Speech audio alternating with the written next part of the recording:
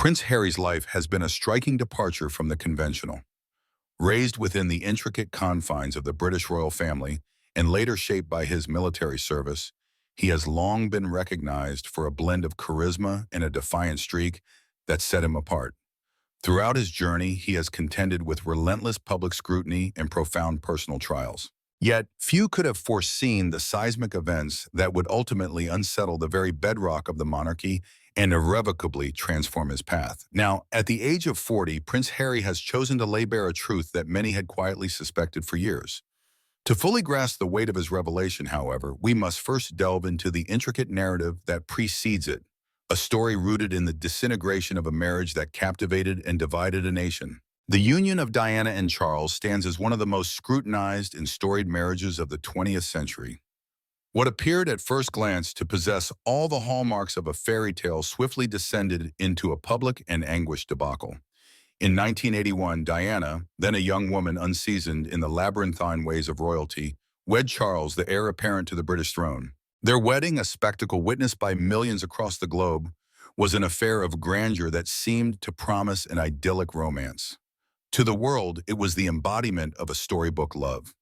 Yet beneath this meticulously crafted veneer, the truth of their relationship was anything but harmonious. The marriage soon gave rise to one of the most startling revelations of its time. Charles had long been entangled in a complex liaison with Camilla, a figure from his past predating his introduction to Diana. Camilla Parker Bowles, with her aristocratic lineage and greater familiarity with the royal sphere, had captured Charles's affection well before the pressures of tradition intervened. Bound by the expectations of the monarchy and the weight of public perception, Charles was steered toward Diana, whose youth and beauty rendered her a seemingly ideal consort in the eyes of the establishment. Diana, for her part, entered the marriage with a heart full of genuine devotion to Charles. Yet the foundations of their bond began to crumble almost as soon as they were laid. It became increasingly apparent that Charles's emotional allegiance remained tethered to Camilla, a reality that carved a deep and irreparable divide between the newlyweds. Despite Diana's earnest attempts to win her husband's favor and adapt to the exacting demands of royal life, Charles persisted in his clandestine connection with Camilla, a betrayal that wounded Diana profoundly.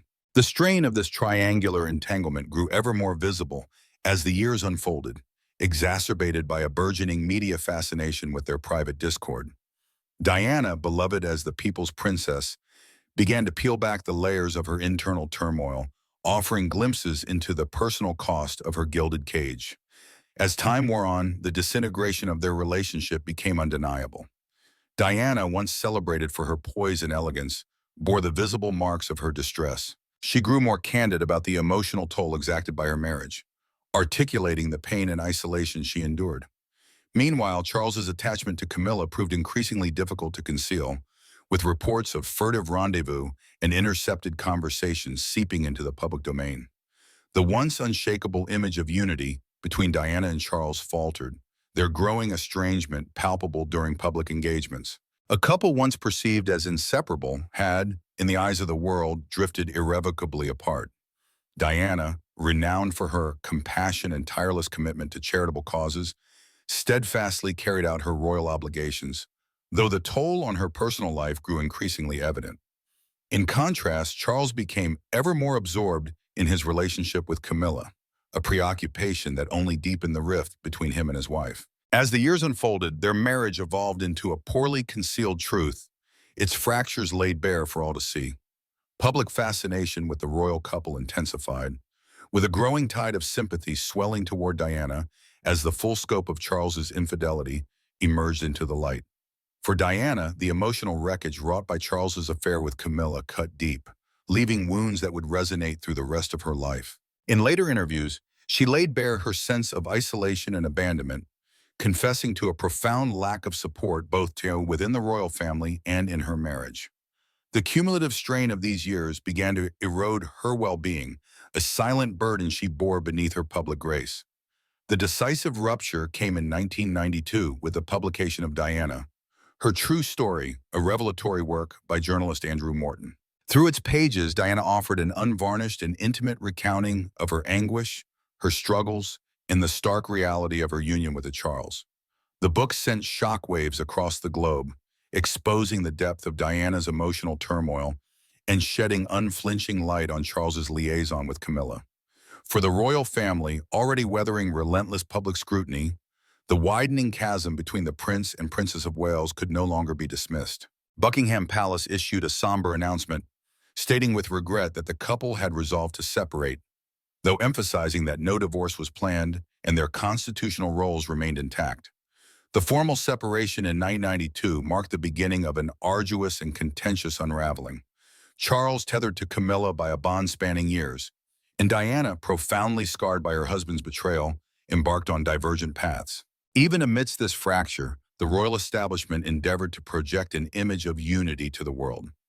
Diana's public adoration endured. Indeed, her stature only grew in the wake of the split, while Charles pressed forward with Camilla, though their relationship remained a lightning rod for controversy and struggled to gain widespread acceptance. To many, Camilla lingered as the figure who had precipitated the collapse of Charles's marriage to Diana, a perception that shifted only grudgingly over time. For years, Charles and Camilla maintained a low profile, navigating the unrelenting gaze of a judgmental public. By 1990, the divorce between Diana and Charles was finalized, drawing a definitive close to a turbulent chapter that left an indelible mark on both their lives. The repercussions of their union's demise reverberated through the royal family, altering its fabric irrevocably, while the media's fixation on their personal sagas showed no sign of abating. In time, Charles wed Camilla in 2005, a union that followed years of public resistance. Though controversial to some, it was broadly viewed as the long-overdue resolution of a decades-spanning love triangle. Yet this milestone could neither erase the lingering scars of his earlier unfaithfulness, nor fully reshape the public's enduring memory of his marriage to Diana.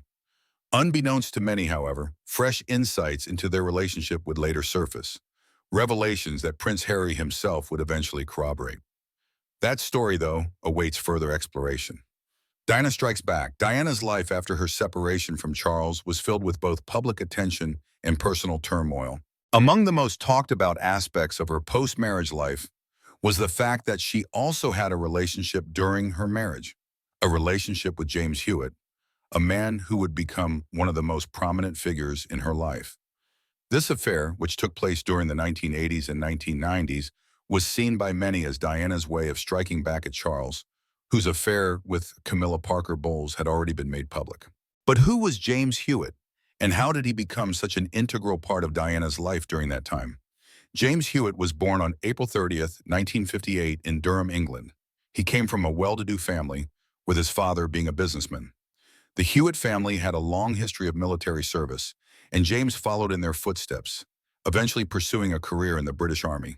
Educated at prestigious schools, James went to the Dragon School in Oxford before attending Eton College, one of the most renowned schools in the country. After finishing his education, he joined the British Army, where he was commissioned as an officer in the Royal Artillery. It was during his time in the military that James's life would take a turn that would ultimately link him to Diana. He was stationed at the prestigious Sandhurst Military Academy, where he trained to become a tank commander. He was known for his good looks, charm, and athleticism, which made him popular among his peers and later with Lady Diana. But it was his military career, along with his connections to the royal family, that would bring him into Diana's orbit. Diana first met James when he was working as an instructor for the Household Cavalry, a prestigious division of the British Army. At the time, Diana was still married to Charles, but their relationship was already in shambles. Diana had become increasingly unhappy in her marriage, feeling isolated, neglected, and emotionally abandoned by her husband. Charles, on the other hand, had already rekindled his relationship with Camilla, and Diana was left to cope with the pain of being in a loveless marriage. When Diana met James, it was clear that there was an instant connection between them. James was someone who could easily charm people with his looks and personality, and he struck Diana as different from the royal world she was a part of. Their relationship began as a friendship, with James offering Diana the companionship and emotional support that she had longed for. Over time, their bond deepened, and it eventually turned into a full-blown affair. The affair was kept secret for a while, as both Diana and James were careful to protect their privacy. But as is often the case with high-profile figures, rumors began to spread. The British tabloids, which had been closely following Diana and Charles's troubled marriage, soon began to catch wind of the relationship. In '92, the affair between Diana and James became public knowledge, and it was widely reported in the media. For many, Diana's relationship with James was seen as a way for her to take control of her own narrative and assert her independence after years of emotional pain caused by her marriage to Charles. Her affair with James was viewed by some as a response to Charles's own infidelity with Camilla. At a time when Diana was under immense public scrutiny, the affair became one of the most talked about aspects of her personal life. It was seen by some as a way for Diana to strike back at Charles and to show that she too had the power to pursue her own romantic interests. However, the relationship between Diana and James was not without its challenges. The constant media attention, which had already been a source of stress for Diana, only intensified when her affair became public. James, who had initially enjoyed the attention that came with being linked to the princess, soon found himself under the microscope as well. The pair struggled with the pressure of being constantly followed by paparazzi and facing public scrutiny at every turn. Despite the challenges they faced, Diana and James's relationship continued for several years. But as time passed, it became clear that the relationship was not sustainable. James, who had been a major source of emotional support for Diana during her difficult marriage, found himself caught up in the whirlwind of fame and the pressures that came with being involved with the most famous woman in the world. Meanwhile, Diana's life continued to be filled with turmoil, with her relationship with Charles still causing emotional pain even after their separation. By the early 1990s, Diana's relationship with James had started to cool, and by 1992 they had officially ended their affair. While Diana continued to be seen as a beloved figure by the public, her relationship with James had already played a significant role in her post-divorce life. The affair had offered Diana a way to reclaim her own sense of self and take control of her happiness, something she had struggled with during her marriage to Charles. James, after his relationship with Diana ended, returned to his military career for a while before moving on to other ventures. Like many others who were involved with Diana, James Hewitt became a part of the larger story of her life after her marriage to Charles. Their relationship, though it ended years before Diana's tragic passing, was a symbol of her search for love, happiness, and emotional fulfillment. But one thing from their relationship, one rumor, would come to haunt the whole British monarchy: two confused boys. Prince Harry's early life was marked by turbulence and upheaval, not only in terms of his public duties as a member of the British royal family, but also due to the personal struggles his parents, Charles and Diana, went through. While much of the public's attention focused on the dramatic breakdown of Diana and Charles's marriage, the effects on their children, especially Harry, were profound. The impact of their separation, Charles's affair with Camilla, and the subsequent divorce left lasting scars on Harry, who was just a young child at the time. Harry was born in 1984, the second son of Charles and Diana. His older brother William had been born just 2 years earlier, in 1982. Despite their privileged positions, Harry and William were not immune to the tension and turmoil within their family. Charles and Diana's relationship had always been strained, but the public revelations about Charles's affair with Camilla and the eventual collapse of their marriage sent shockwaves through the royal family, affecting their children in ways that were both subtle and overt. For Harry, the news of his father's affair was not just a matter of public embarrassment, it was a deeply personal betrayal. As a young boy, he didn't fully understand the intricacies of his parents' marriage, but was keenly aware of the changes happening around him. The emotional toll on Diana, who had already suffered years of isolation and neglect in her marriage, was something Harry could not escape. He, like his brother William, watched his mother's pain unfold, knowing that their family was no longer the united front it had once appeared to be. The breakdown of Charles and Diana's marriage became increasingly public in the 1990s. The media, which had long been fascinated by the royal family, turned its attention to the growing tensions between the couple. Diana's struggles with mental health, her own infidelities, and the emotional neglect she experienced at the hands of Charles became fodder for the tabloids. For the children, this was an unbearable situation. They were young and had no control over the public narrative surrounding their family, but the pressure was inescapable. Harry was only around 10 years old when his parents officially separated in 1992. At that age, children are not always able to process the emotional complexity of such a situation, but they feel the tension and the changes. Harry's relationship with his father, Charles, was already strained, but the separation only intensified this. Harry found it difficult to reconcile the image of his father, the future King of England, with the reality of a man who had betrayed his mother and, by extension, his family. While William, the older of the two boys, often took on the role of protector and mediator, Harry was more openly rebellious, acting out in ways that would later become well documented. As a young boy, Harry had a difficult time accepting the idea of his parents' divorce, particularly the fact that his father had been unfaithful to Diana. The divorce, finalized in 1996, was a public and painful affair, with both Charles and Diana airing their grievances in interviews, memoirs, and public statements. This put additional strain on the children, who were caught in the middle of a family rift that played out in the media for the entire world to see. For Harry, the divorce marked the beginning of a more complex relationship with the monarchy and his place within it. As he moved into his teenage years, he found it increasingly difficult to navigate the expectations placed on him as a royal while dealing with the fallout from his parents' marriage. His rebellious streak became more evident as he grew older. He acted out in school, was known for his mischievous behavior, and became more defiant of the royal family's strict protocols. While William was expected to eventually assume a greater role within the family, Harry seemed to be seeking a way to break free from the weight of his royal responsibilities, which were tied directly to the painful memories of his parents' divorce. The media's portrayal of Harry and William during their formative years only compounded their struggles. As the children of one of the most famous and scrutinized couples in the world, they were constantly in the spotlight. Photographs of Harry and William with their mother were widely circulated, and their emotional struggles were fodder for the tabloids. The divorce was not a private matter for the royal family. It was a spectacle. For Harry, the pressure was immense.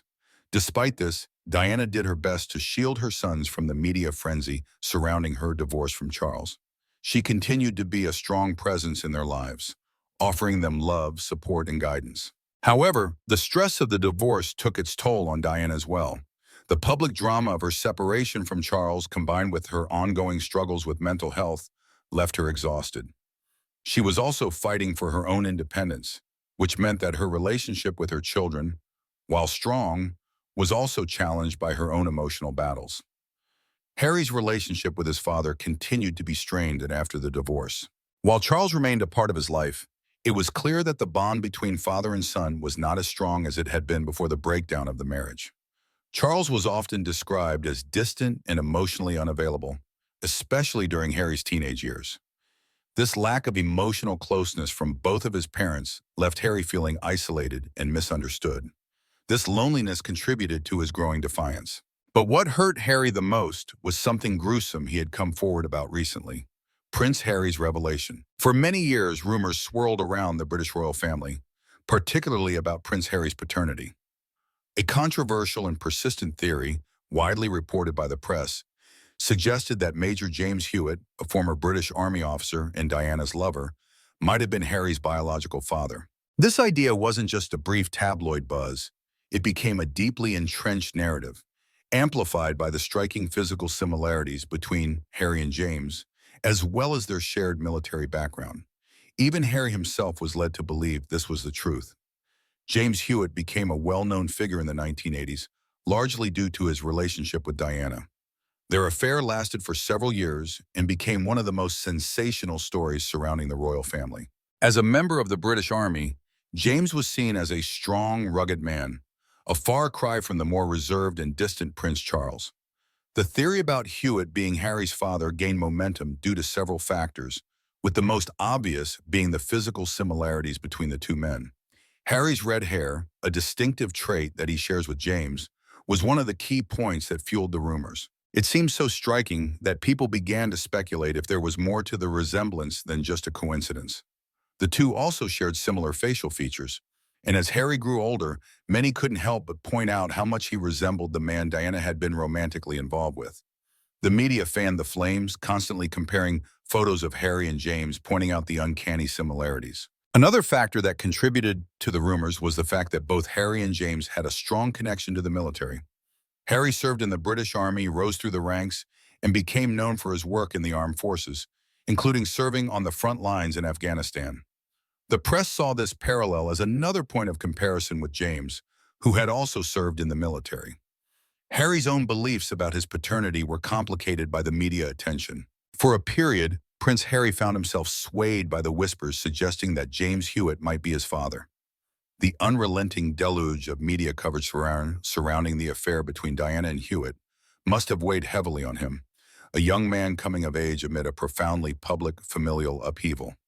It is hardly surprising that Harry, grappling with the intricate demands of royal existence, would find the persistent questioning of his paternity a source of deep disquiet. Indeed, for several years, he appeared to entertain the possibility that Hewitt could be his father, an assumption fueled by the rumor's sheer ubiquity and the press's dogged insistence, which lent them an air of inevitability within his narrative. Now, at the age of 40, Prince Harry has chosen to confront what many had long surmised. The truth regarding his lineage gradually crystallized for him over time. By 2014, Harry had come to the realization that the romantic entanglement between Diana and James Hewitt commenced only after his birth. Born in 1984, Harry predated the onset of his mother's affair with Hewitt, rendering it biologically implausible for James to be his father. A critical detail he would later underscore in a public reckoning with the falsehoods that had shadowed him. In a striking statement that reverberated through the headlines, Harry declared, "Despite the media's efforts to perpetuate this rumor, he is not my biological father, and the evidence is straightforward." His paternity, he affirmed, was never genuinely in doubt. Basic chronology confirms Prince Charles as his true father. Yet, despite Harry's clarifications, the specter of these rumors has proven stubbornly resilient, with segments of the press refusing to relent even as emerging facts dismantle their claims. This ceaseless speculation over his origins ultimately propelled Harry to seek recourse through legal channels, targeting those outlets that persistently peddled tales of his supposed parentage. His pursuit of justice reflects a resolute stand against the enduring falsehoods that have encircled his identity. Though demonstrably baseless, the notion of James Hewitt as his father inflicted considerable emotional strain on Harry, a burden that continues to echo in his life. What further layers might this saga yet reveal? We invite your thoughts in the comments below,